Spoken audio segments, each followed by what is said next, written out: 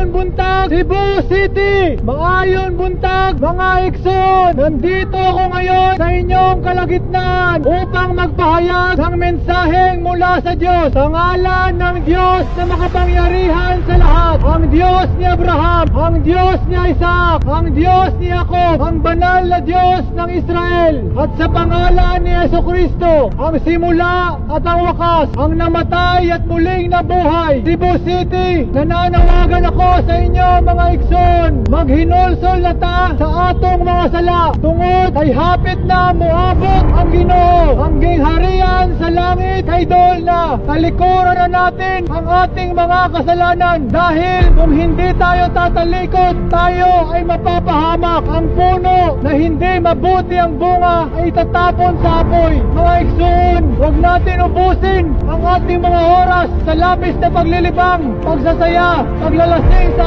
alak. Kung hindi, ay aabutan tayo ng araw na iyon katulad ng isang bitag, sapagkat ang araw na iyon ay darating sa lahat ng tao. Kailan darating ang kaharian ng Diyos? Mapapansin ninyo ang mga sinyales na malapit nang dumating ang kaharian ng Diyos. Ito ang tanda: digmaan, pagutom, sakit, lindol at paglaganap ng kasamaan. Sa mga huling araw ay darating ang mga panahong mapanganib na mahirap pakitunguhan, sapagkat ang mga tao ay magiging maibigin sa kanilang sarili, mga maibigin sa salapi, mga masuwayin sa mga magulang, mga walang utang na loob, mga di matapat, mga walang likas na pagmamahal, mga hindi bukas sa kasunduan, mga walang pagpigil sa sarili, mga maninirang puri, mga walang pag-ibig sa kabutihan, mga mapagmalaki, mga maibigin sa kaluguran kaysa maibigin sa Diyos.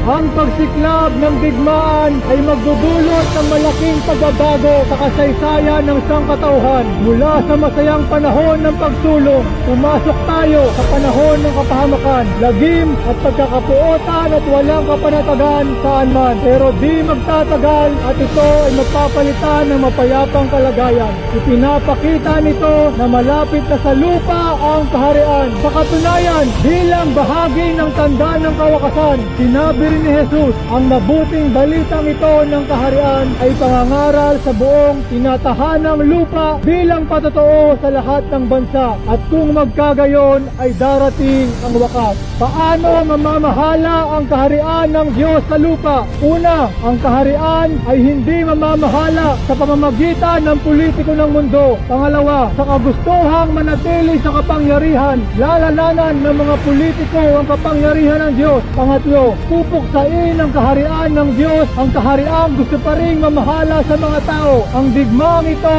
ay tinatawag na Armageddon. Pang-apat, lahat na magpapasakop sa kaharian ng Diyos ay makaliligtas sa Armageddon at mabubuhay sa mapayapang bagong mundo. Sila ang bubuo sa tinatawag ng Biblia na malaking pulutong na malamang ay aabot ng ilang milyon. Hipan ninyo ang trumpeta sa Sion. Magpatunog kayo ng alarma sa aking banal na bundok. Manginig ang lahat ng naninirahan sa lupain, sapagkat ang kaarawan ng Panginoon ay malapit nang dumating. Ito ay araw ng kadiliman at pagkulimlim, araw ng mga ulap at pagsasalimuot ng dilim, tulad ng umaga na namumukadkad sa mga bundok. Bilitaw ang napakakapal na balang. Hindi pa nangyayari ang ganito sa mga nakaraang panahon, at hindi na mangyayari pang muli sa mga darating na panahon. Nilamon nilang tulad ng apoy ang mga halaman, parang halamanan ng Eden ang lupain bago sila dumating. Ngunit naging malungkot ang ilang nang ito'y kanilang iwan, at wala silang itinira. Parang kabayo ang kanilang mga anyo, parang mga ngabayo kung sila ay tumatakbo,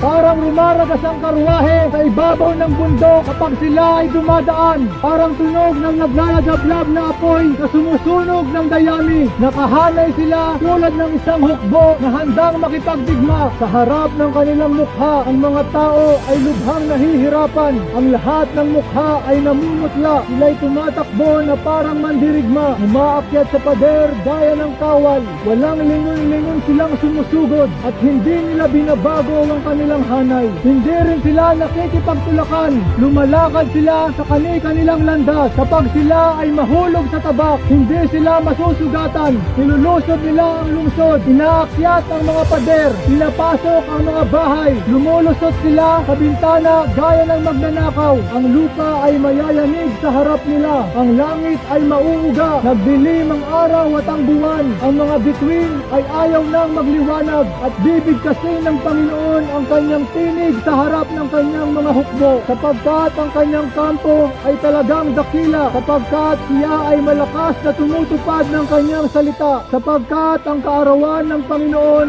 ay dakila at talagang nakakapangilabot. Sino ang makakatagal dito? Gayunman, sabi ng Panginoon, magbalik loob kayo sa akin ng buong puso, mag-ayuno kayo, manangis at magdalamhati, magsisi kayo ng taus-puso at hindi pakitang tao lamang. Manumbalik kayo sa Panginoon na inyong Diyos, sapagkat siya ay mahabagin at mapagmahal, hindi madaling magalit at wagas ang pag-ibig, laging handang magpatawad at hindi nagpaparusa sa mga nagsisisi. Maaaring lingapin kayong muli ng Panginoon na inyong Diyos at bibigyan niya kayo ng masaganang ani. Kung magkagayon, mahahandugan ninyo siya ng handog na harina at alak. Hipan ninyo ang trumpeta sa bundok ng Sion. Ipag-utos ninyo na mag-ayuno ang lahat. Magpatawag kayo ng taimtim na pagpupulong. Tipunin ninyo ang lahat, matatanda at bata, pati ang mga may sanggol at mga bagong kasal. Hayaan ninyong manangis ang mga pari at mga ministro ng Panginoon sa pagitan ng altar at pasukan ng templo. Manalangin kayo ng ganito: mahabag ka sa iyong bayan, O Panginoon, at huwag mong ibigay ang iyong bayan sa kakutyaan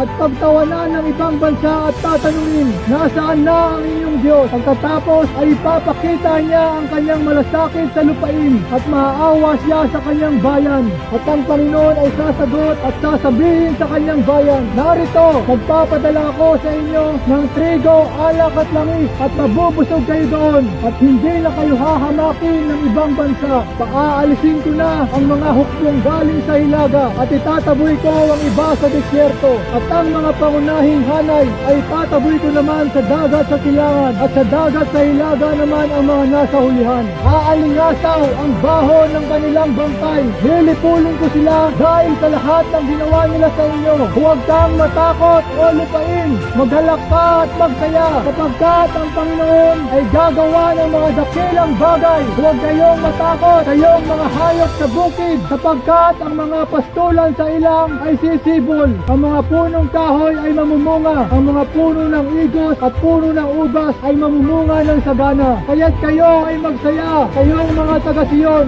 Maghalak kayo sa Panginoon na inyong Diyos, sapagkat binigyan niya kayo ng dating ulan na katamtaman. Pababagsakin niya sa inyo ang ulan, ang dating ulan at huling ulan sa unang buwan. Ang sahig ay mapupuno ng trigo, aapaw ang alak at langis, at aking ibabalik sa inyo ang mga taon na kinain ng balang, ng mga uod, ng mga kuliglig, at ng mga tipaklong na siyang aking malaking hukbo na aking ipinadala sa inyo. At kakain kayo ng sagana, mabubusog kayo at pupurihin ninyo ang pangalan ng Panginoon na inyong Diyos na siyang gumawa ng mga kamanghamanghang bagay sa inyo. At ang aking bayan ay hindi kailanman mapapahiya at inyong malalaman na ako ay nasa kalagitnaan ng Israel. Ako ang Panginoon ng inyong Diyos at wala nang iba. At ang aking bayan ay hindi kailanman mapapahiya. Ito ang mga mangyayari pagkatapos. Ibubuhos ko ang aking espiritu sa lahat ng laman. Ang inyong mga anak na lalaki at babae ay magsisipanghula. Ang inyong mga matatandang lalaki ay magsisipanaginip ng mga panaginip. Ang inyong mga binata ay makakakita ng mga pangitain.